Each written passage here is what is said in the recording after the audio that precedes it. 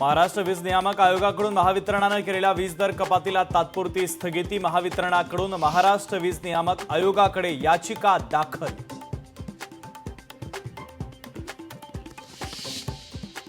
जागतिक बँकेच्या माजी अर्थतज्ञ पूनम गुप्ता यांची आरबीआयच्या डेप्युटी गव्हर्नर पदी नियुक्ती। पूनम गुप्तांना जागतिक बँकेत 20 वर्षांचा अनुभव। पुढच्या 3 वर्षांच्या कालावधीसाठी त्या पदावर असणार। लोणावळ्यामध्ये मनसे कार्यकर्त्यांनी दिला बँकेतील कर्मचाऱ्याला चोप। मराठी विना काही अडत नसल्याचं बँक कर्मचारी बोलल्यानं मनसे स्टाईलनं कर्मचाऱ्याची धुलाई।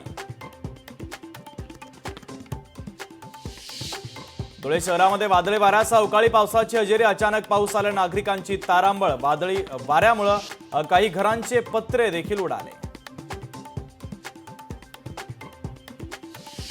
अकोल्यात अवकाळी पावसाने रब्बी पिकांचं नुकसान। रब्बी पिकांचं कांदा, केळी आदी पिकांचं नुकसान तर जवळपास एकरी 35 ते 40% शेतकऱ्यांचं नुकसान।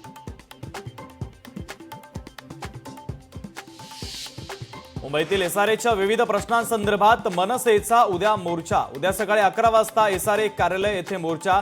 मुंबई शहराध्यक्ष संदीप देशपांडेंच्या नेतृत्वाखाली मोर्चाचं आयोजन।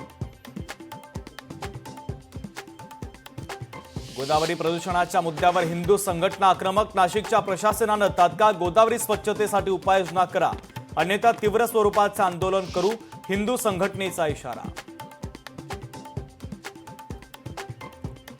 नवी मुंबईतील मौजे शिळ एमआयडीसीच्या भूखंडाची मंत्री इंद्रनील नाईकांनी केली पाहणी। भूखंडावरील अनधिकृत बांधकामाच्या विरोधात इंद्रनील नाईक आक्रमक। सातारा मुंबई महामार्गावर 53 ठिकाणी स्पीड लिमिट कॅमेऱ्यांची राहणार करडी नजर। हे कॅमेरे वाहनांच्या वेगाचे मोजमाप करणार असल्यानं वेग मर्यादा ओलांडल्यास जबर दंड भरावा लागणार।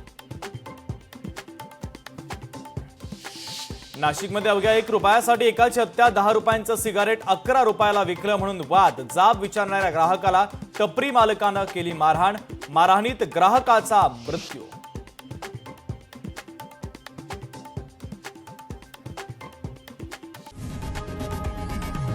लोकशाही मराठी ऐका, पहा, जागरूक रहा।